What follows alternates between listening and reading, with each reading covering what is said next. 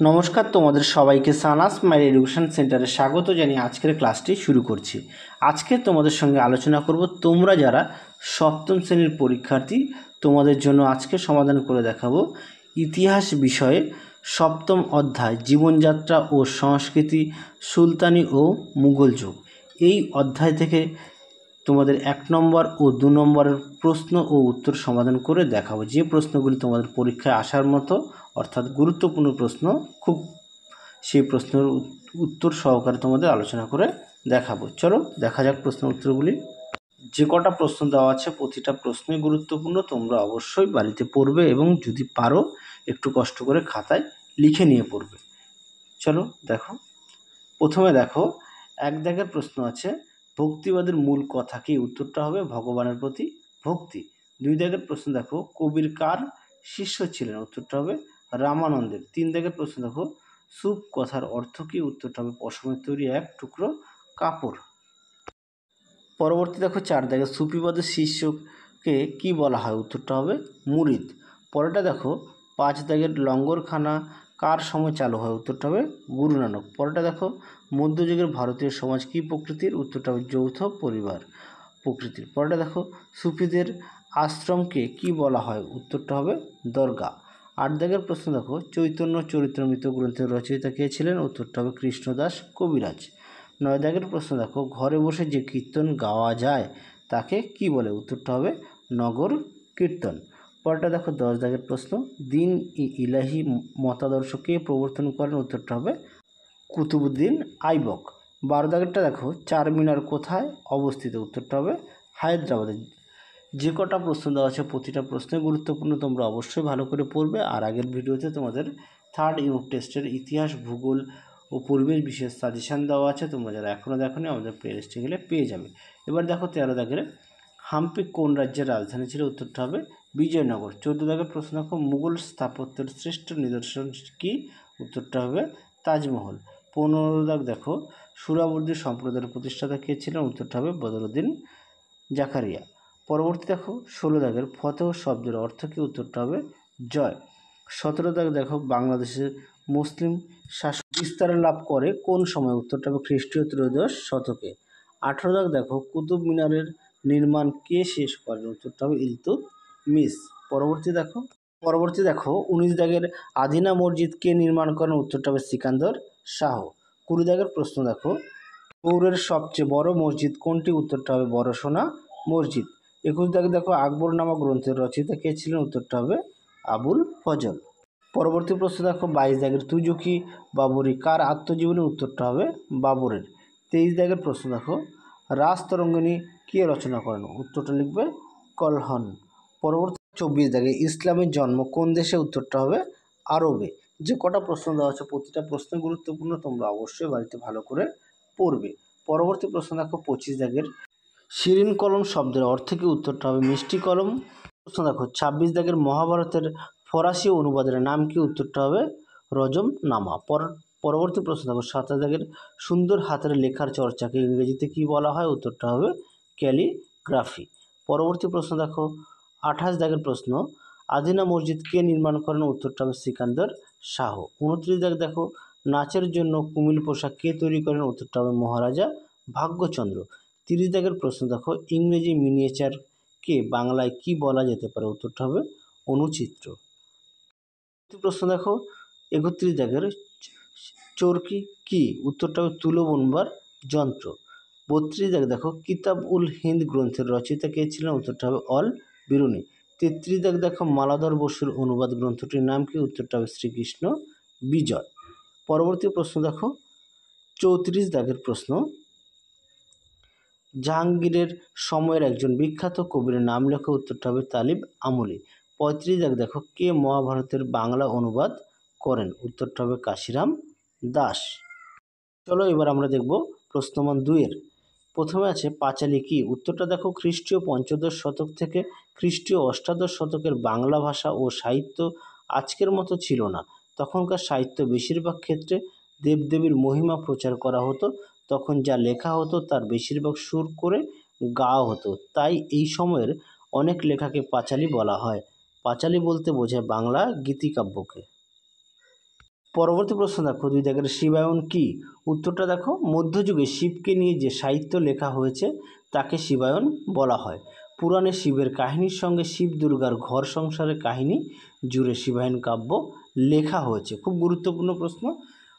যে তোমাদের এর আগের ভিডিওতে আমরা আগের অধ্যায় অর্থাৎ অষ্টম অধ্যায় সমাধান করে দেখানো আছে, তোমরা সেটা দেখে নিও। 3 দাগে দেখো তানসেন বিখ্যাত কেন? উত্তরটা দেখো, তানসেন ছিলেন মুঘল আমলের একজন বিখ্যাত সঙ্গীত শিল্পী।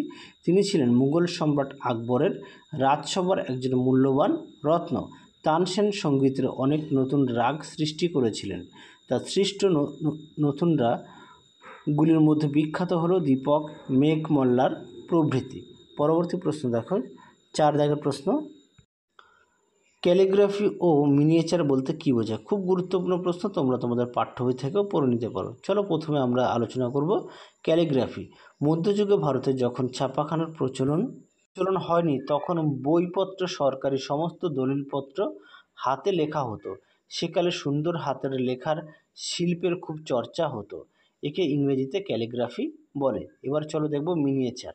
মিনিয়েচার শব্দটি ইংরেজি শব্দ, একে বাংলায় অনুচিত্র বলা যেতে পারে। মধ্যযুগের বইয়ের পাতা ছবি দিয়ে সাজানো হতো আকার ও আয়তনে। এই ছোট ছবিগুলিকে মিনিয়েচার বলা হয়। পরবর্তী দেখো 5 দাগের পিয়েত্রাদুরা কি? উত্তরটা দেখো, মুঘল সম্রাট জাহাঙ্গীরের আমলে স্থাপত্য শিল্পে এক নতুন শিল্পরীতি লক্ষ্য করা যায়। এই সময় শ্বেত মার্বেল পাথরের গায়ে রত্ন বসিয়ে কারুকার্য করার চল শুরু হয়। এই শিল্পরীতিকে পিয়েত্রাদুরা বলা হয়। খুব গুরুত্বপূর্ণ প্রশ্ন। 6 দাগের প্রশ্ন দেখো, চাহারবাগ বলতে কি বোঝায়? উত্তরটা দেখো, চাহারবাগ বলতে বোঝায় 4 ভাগে ভাগ করা সাজানো বাগান। মুঘল সম্রাট বাবরের বাগানের শখ ছিল। তিনি পানিপথের যুদ্ধে জয়লাভ করে ভারতের মুঘল সাম্রাজ্য প্রতিষ্ঠা করেন। মুঘল সম্রাট বনপ্রাসাদ দুর্গ বানানোর পাশাপাশি বাগানও তৈরি করতেন। মুঘল আমলে 4 ভাগে ভাগ করা একরকম সাজানো বাগান তৈরি করা হতো। একে চাহারবাগ বলা হতো। প্রশ্ন দেখো, নাম কীর্তন ও নগর কীর্তন বলতে কি বোঝায়? উত্তরটা দেখো, শ্রী চৈতন্যের আগে ও বাংলায় কীর্তন গান ছিল। আর নাম কীর্তন, যে কীর্তন ঘরে বসে গাওয়া যায় তাকে নাম কীর্তন বলা হয়। আর নগর কীর্তন হচ্ছে যে কীর্তন নগরের শোভাযাত্রা করে ঘুরে ঘুরে গাওয়া হয় তাকে নগর কীর্তন বলা হয়। পরবর্তী দেখো 8 দাগের প্রশ্ন, পীর ও মুরিদ বলতে কি বোঝায়? উত্তরটা দেখো, প্রথমে আমরা আলোচনা করব পীর। সুফিবাদে গুরুকে বলা হয় পীর বা খাজা। পীর হলেন সুফি সম্প্রদায়ের একজন গুরুত্বপূর্ণ সাধক। আর মুরিদ হলেন সুফিবাদে পীরের শিষ্যকে বলা হয় মুরিদ। সুফিবাদে পীর ও মুরিদ এর সম্পর্ক ছিল খুব গুরুত্বপূর্ণ। পরবর্তী প্রশ্ন দেখো, সুফিবাদ বলতে কি বোঝায়? উত্তরটা দেখো, মধ্যযুগে এক শ্রেণীর মুসলমান প্রচলিত ধর্মীয় নিয়মের বাইরে সহজ সরলভাবে আল্লাহর আরাধনার কথা প্রচার করেন। এই মতবাদকে সুফিবাদ বলা হয়। খ্রিস্টীয় ত্রয়োদশ শতকের মাঝামাঝি সময়ে ভারতের সুফিবাদ জনপ্রিয় হয়ে উঠেছিল। এখানে সূচিবাদ না, মানাটা ভুল হবে, উত্তরটা হবে সুফিবাদ জনপ্রিয় হয়ে উঠেছিল। ভারতের সুফিবাদীদের মধ্যে চিস্তি ও সুহরাবর্দী সম্প্রদায় বেশি জনপ্রিয় ছিল। এই প্রশ্নটিও গুরুত্বপূর্ণ, তোমরা অবশ্যই ভালো করে পড়বে। পরবর্তী প্রশ্ন দেখো 10 দাগের, সুফিবাদে বাসরা ও বেসরা বলতে কি বোঝায়? উত্তরটা দেখো, বাসরা সুফিদের মধ্যে যারা ইসলামের আইন মেনে চলতেন তাদের বলা হতো বাসরা। আর বেসরা হচ্ছে সুফিদের মধ্যে যারা ইসলামের আইন মেনে চলতেন না তাদের বলা হতো বেসরা। পরবর্তী প্রশ্ন দেখো 11 দাগের, মীরাবাই বিখ্যাত কেন? উত্তরটা দেখো, মীরাবাই ছিলেন খ্রিস্টীয় 16 শতকের একজন ভক্তিবাদী সাধিকা। তিনি রাজস্থানের রাজপুত ক্ষত্রিয় পরিবারে জন্মগ্রহণ করেন। তিনি সংসার জীবনে আটকে না থেকে শ্রীকৃষ্ণের চরণে নিজেকে উৎসর্গ করে ভক্তিবাদ প্রচার করেন। খুব গুরুত্বপূর্ণ প্রশ্ন। পরবর্তী দেখো, পরবর্তী পয়েন্টটা দেখো, মীরাবাইয়ের বাণী। মীরাবাই সংসারের বন্ধনের মধ্যে আটকে থাকেননি। তিনি ভক্তিবাদে শ্রীকৃষ্ণের আরাধনা করার কথা প্রচার করেছেন। তিনি বলতেন, গিরিধারী গোপালের প্রতি ভক্তি থাকলে তিনি দর্শন দেবেন এবং মানুষের সঠিক পথে পরিচালিত করবেন। তিনি ভক্তিগীতির মাধ্যমে তার ভক্তিভাব প্রচার করেছেন। তার ভক্তিগীতিগুলি মীরার ভজন নামে বিখ্যাত। এই প্রশ্নটি গুরুত্বপূর্ণ, তোমরা অবশ্যই বাড়িতে ভালো করে পড়বে। চলো এবার পরবর্তী প্রশ্ন দেখো কি আছে। 12 দাগের মধ্যযুগের ভারতের ভক্তিবাদী সাধক সাধিকা কারা ছিলেন?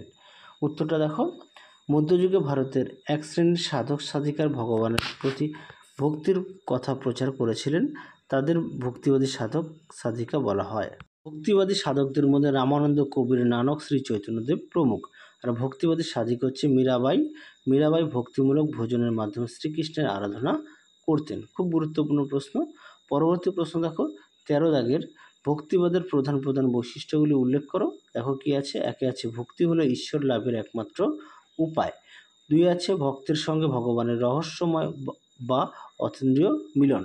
3 আছে একেশ্বরবাদে বিশ্বাস ভক্তিবাদের অন্যতম বৈশিষ্ট্য।